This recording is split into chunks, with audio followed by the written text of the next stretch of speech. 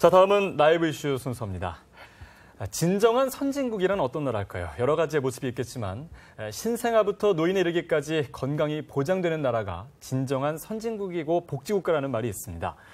복지 천국으로 불리는 북유럽 국가들은 진정한 선진국의 의미처럼 촘촘한 복지 안전망을 바탕으로 국민들에게 더 많은 자유와 기회를 제공하고 있죠. 예, 우리 정부도 올해 포용적 복지국가 건설을 목표로 건강보험 보장성 강화 대책과 치매 국가 책임제 등 종합계획을 수립했었는데요. 오늘은 권덕철 보건복지부 차관과 함께 지금까지 사업 진행 상황을 점검해보고 앞으로의 추진 계획에 대해 알아보도록 하겠습니다. 안녕하십니까? 네, 안녕하십니까? 네, 자, 차관님, 지난해 보건복지 분야에 참 많은 일들이 있었습니다. 치매 안심센터가 이제 개소되기도 했고요. 여러 가지 보건적인 서비스들, 다양한 것들이 확대가 됐는데 지난해 업무 어땠는지부터 한번 좀 되돌아 짚어주시죠. 네, 지난 1년 복지부는 굉장히 바쁜 한 해였습니다. 예. 사람 중심의 포용적 복지국가 기틀을 마련하기 위해서 다양한 정책과 제도를 도입하거나 시행을 했습니다. 아까 말씀하신 대로 건강보험 보장성 강화 정책, 국민들로부터 굉장히 많은 좋은 평가를 주셨는데요. 네. 이 부분을 중점적으로 추진을 했고요. 또 한편에서는 가정에 그 치매나 혹은 그 치매에 의심되는 그런 그 어르신이 있으시면 참 가족들이 돌보기 어려웠었는데요. 그 치매에 대해서는 국가에서 책임지겠다라고 하는 그런 정책도 도입을 하고 특히 저소득층 빈곤으로부터 어려우신 분들이 있는데 자식들, 이제 부양의무자 때문에 어려운 상황이 있는데 그 부양의무자 기준을 선진국 같이 단계적으로 폐지하는 네. 그런 기초생활보장 종합계획도 시행을 한 바가 있습니다. 예.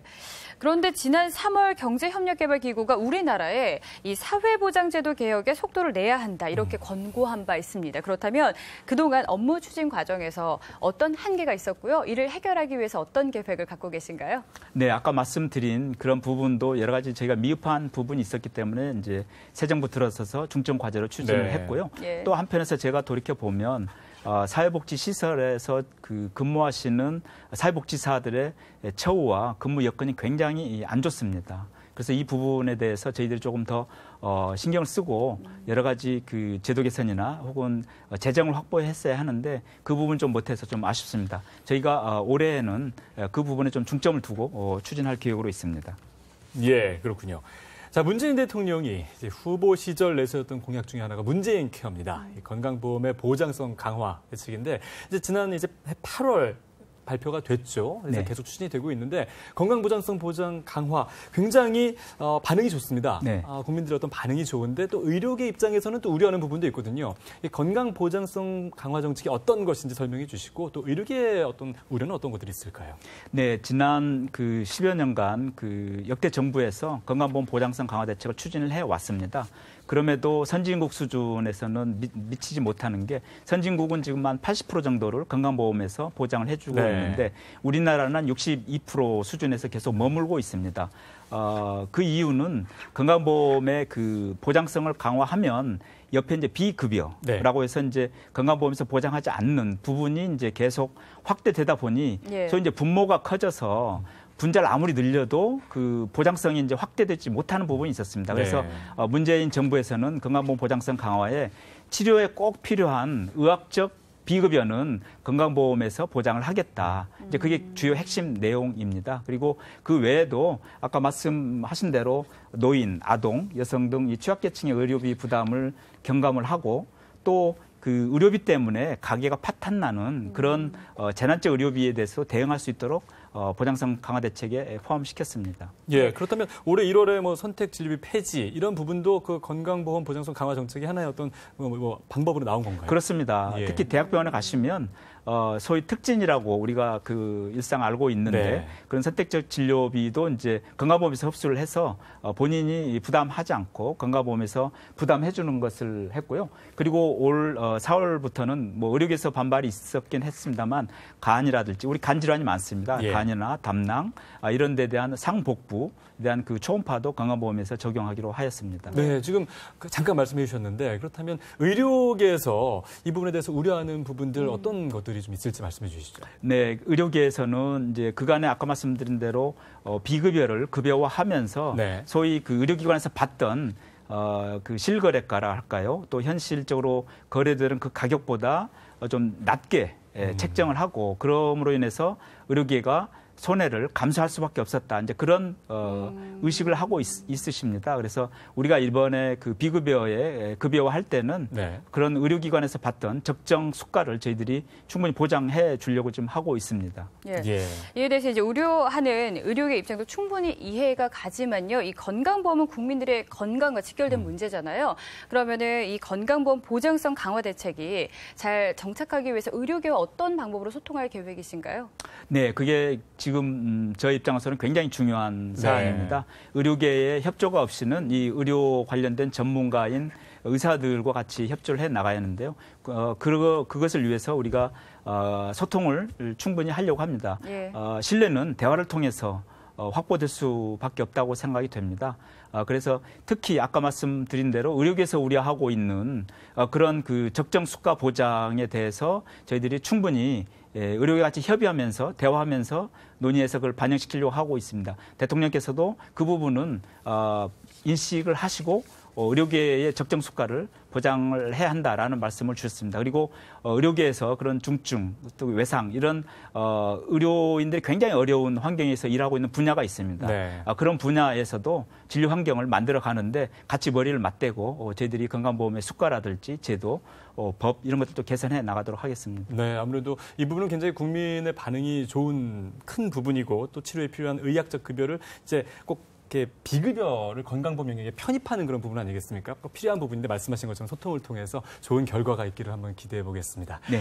예, 자 그리고 이제 치매에 대해서 한번 말씀 들어보도록 하겠습니다. 네. 우리나라가 OECD 국가 가운데 고령화 속도가 가장 빠른 국가라고 하는데 치매 국가 책임제를 선언했습니다. 이 부분도 정말 꼭 필요한 제도 아니겠습니까? 뭐 앞으로 어떻게 운영이 되는지 말씀해 주시죠. 말씀하셨다시피 우리나라의 고령화 속도가 세계 최고 수준입니다. 예. 그렇다 보니까 미리 준비하지 않으면 고령층에 들어가서서 의료비 문제가 굉장히 심각한 상황이고 가족들이 또 부담도 굉장히 높아질 상황입니다. 특히 이 치매는 그 주위에 치매 어르신들을 그렇게 돌보고 계시는 가족들의 고통이랄까요? 네. 그런 걸 들어보면 처음에는 당신들이 이렇게 자기의 어르신들을 좀 보살펴 보려고 했는데 나중에는 그 소진이 되고 또 극단적으로는 서로 또 선택을 이를테면 또 이렇게 자기 남편이나 네. 혹은 아내를 또 그렇게 우리가 상상할 수 없는 그런 또 지경에까지 이르게 됩니다. 그래서 그런 부분들을 막기 위해서 좀 과하다 싶지만 치매에 대해서는 국가가 책임지고 해보겠다. 라고 저희들이 이 새 정부에서는 국정과제 채택했으면 현재 시행 중에 있는데요.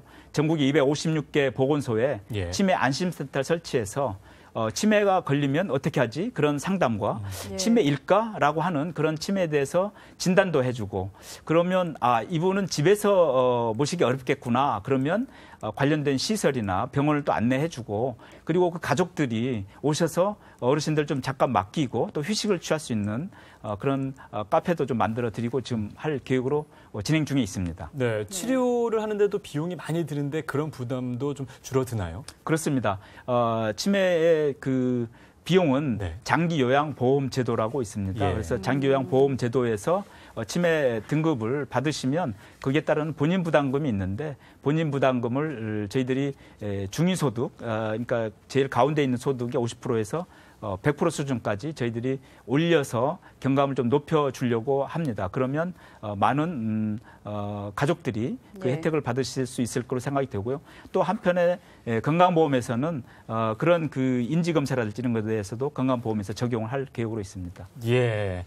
자, 그렇다면 이제 차관께서 여러 분들의 의견을 들어보시지 않았습니까? 예. 많은 치매 어르신들을 만나셨을 것 같고 그 가족들을 또 만나셨을 것 같은데 좀 기억에 나는 일들이 있으면 어떤 것들이 있었습니까? 네, 제가 경기도의 어느 지역에 치매 안심센터 개소식에 갔었습니다. 가서 제가 보고 느낀 것은 그 지역에 있는 어르신들께서 그 지역에 그 치매 안심센터에 와서 내가 그 치매인지 여부도 이렇게 좀 확인하는 네. 인지 검사도 하고 또 그 치매가 의심이 되시는 분들에게는 여러 가지 같이 활동을 하실 수 있도록 그러니까 혼자 하시는 게 아니라 여러 어르신들이 같이 활동을 하니까 굉장히 어르신들이 즐거워 하고 그렇죠. 가족들도 그렇게 당신들 부모님들이 이렇게 와서 그렇게 활동을 하니까 훨씬 더 안심이 된다. 이제 그런 얘기를 듣고서 이것은 그 전국적으로 펼쳐가는데 조금 그 시간이랄지 또 각 지역마다 조금의 차이는 있겠지만 이건 전국적으로 해야겠다 그런 생각이 들었습니다. 특히 치매 어르신들을 두신 가족에게는 큰 도움이 되고 있다고 이렇게 보고 있습니다. 네, 지금 이제 차관께서 국가치매관리위원회 위원장으로도 있으시기 때문에 많은 분들이 이야기를 아마 들으셨을 겁니다. 그렇군요. 그렇게 현장의 소리도 좋은데요. 지금까지 치매 국가 책임제에 대해서 알아봤고요. 다음으로 이제 우리 사회 고질적 문제인 저출산에 대해서 알아보도록 하겠습니다. 그 한국 사회 지표에 따르면요, 지난해 합계 출산율이 1.05명으로 역대 최저치를 기록했습니다. 근데 이제 문제가 아이 낳는 것도 쉽지 않지만 아이를 낳아도 돌볼 여건이 만만치 않기 때문에 이제 아이 낳기를 꺼려하시는 분들이 많은데요.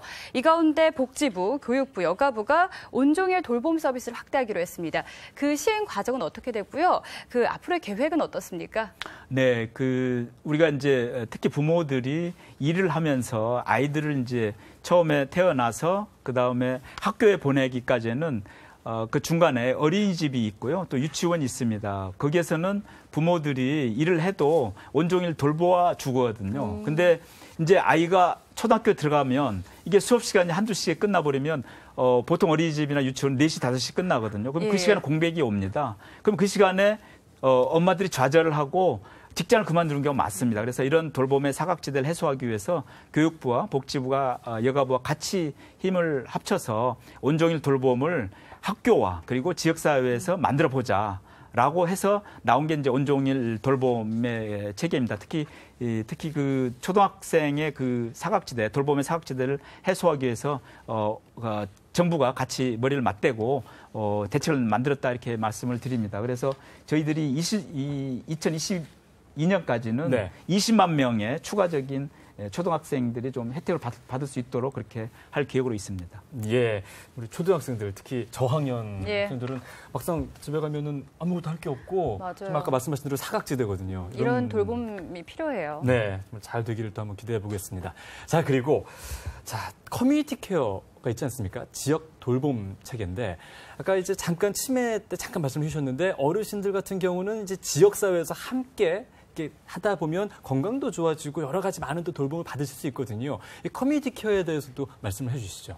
네, 그 외국의 선진 복지 국가를 보면 시설이나 병원에 그 어르신들을 맡기는 게 아니고 지역에서 계속 그 활동했던 집 주변에 그런 그 이용할 수 있는 시설을 만들어 드립니다. 그리고 집에서 거주하시면서 그런 시설을 이용하는 소위 제가 지역 복지 이런 서비스가 있습니다. 근데 우리는 지금까지 계속 그 사회복지 시설이나 병원에 되게 이렇게 그쪽에서 그 생활할 수 있도록 이렇게 만들어 놨거든요. 그래서 이제는 우리 국격에 맞게 그리고 지금 어르신들은 대부분 베이비부머 세대 55년에서 63년생의 그분들이 이제 그 노인이 되는 때는 상당히 많이 이제 배운 분들이고 그래서 되게 자기 집 주변에서 생활하시려고 할 겁니다. 그래서 집 주변에서 생활하실 수 있도록 여러 복지 시설들을 조금 묶어서 연계해 주는 게 이제 이 커뮤니티 케어의 기본 어떤 목표입니다. 그래서 이걸 위해서 저희들이 순차적으로 좀 어떤 특정 지역에 좀 선도적으로 사업을 해보면서 거기서 나타나는 문제점을 보완해가지고 전국적으로 좀 확산할 계획으로 있습니다. 네, 사실 커뮤니티 케어가 아까 저희가 진정한 선진국이란 무엇인가에 대해서 잠깐 말씀을 드렸는데 많은 선진국에서 이런 모습들이 보이고 있어요. 그래서 우리나라도 정말 이런 게 잘 이루어진다면 진정한 선진국으로 가는 하나의 어떤 발판이 되지 않을까 하는 생각이 들었습니다. 많이 기대가 됩니다. 의료의 공공성과 복지 인프라가 확보되려면 보건 의료 복지 분야 민관 협력 정책이 제대로 이루어지는 것이 중요할 텐데요. 이 서비스 제공 기준을 잘 설정하고 접근도가 높은 서비스부터 우선적으로 시행해 나간다면 좋을 것 같습니다. 지금까지 권덕철 보건복지부 차관과 함께했습니다. 오늘 말씀 고맙습니다. 네, 고맙습니다. 감사합니다.